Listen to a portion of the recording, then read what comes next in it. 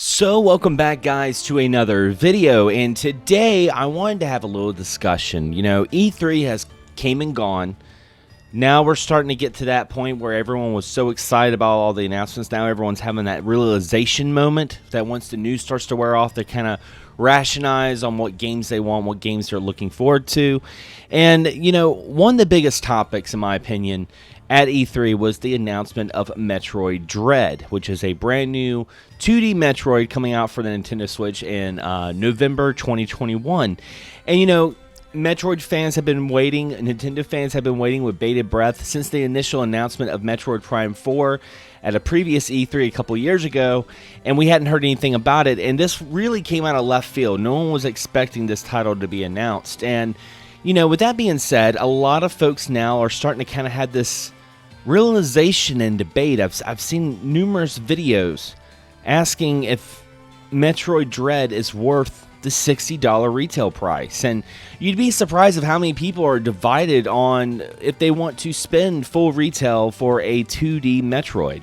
I have to honestly say, gamers really contradict themselves. I'm guilty of it, but we really contradict ourselves when it comes to these sort of debates, because how many times do we hear gamers say that it's not about the graphics, it's about the gameplay, it's about the story, but you see a game that's 2D and people are like, I don't know if I want to spend full retail on it.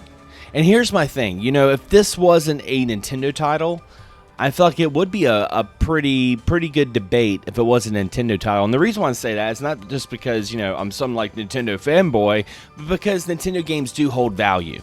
See, what I mean by this is you take a game like Zelda Breath of the Wild, that's about as old as the Switch. It was a launch title. It's going on 5 years. And you look at the value of Breath of the Wild right now. If you were to go to GameStop and go and trade that game in, you're getting $27 trade credit. Roughly almost about $30. That's like half price of a brand new game. You don't get that value with any other sort of platform.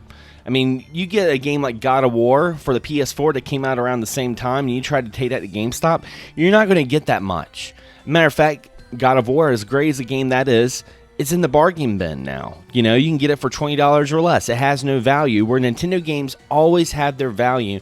So for me, I think it's kind of a given that Nintendo games are $60, and it's also a given that the price isn't really going to go down, because it's always going to have its value. No matter what, no matter how old the game is, people are going to get it because it is a Nintendo title. So you got to look at capitalism. That's the way it works. But yeah, I mean, the way I look at it is I don't really think it should be a debate.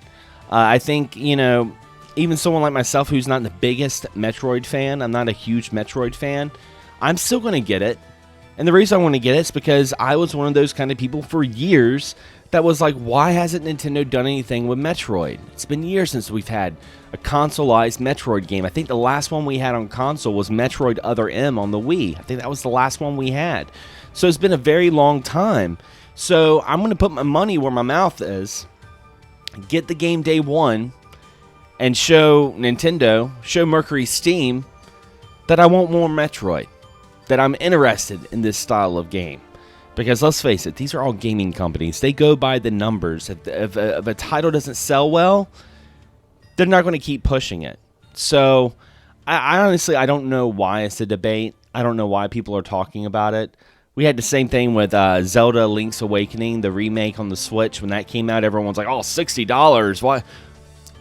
Take Link's Awakening on the Switch, take it to GameStop, trade it in, and you'll get as much trade credit as if you had a handful of freaking PS4 games that came out around the same time. It's insane. It's crazy. But what do you guys think? Do you guys think that Metroid Dread is worth $60? Do you think it's like a indie-looking game that should be like, you know, $20? I don't understand. I don't understand the logic.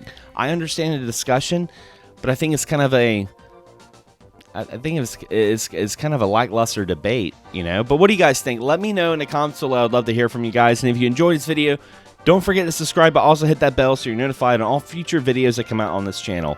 Anyway, guys, as always, thanks for watching. Thanks for subscribing. And as always, happy gaming.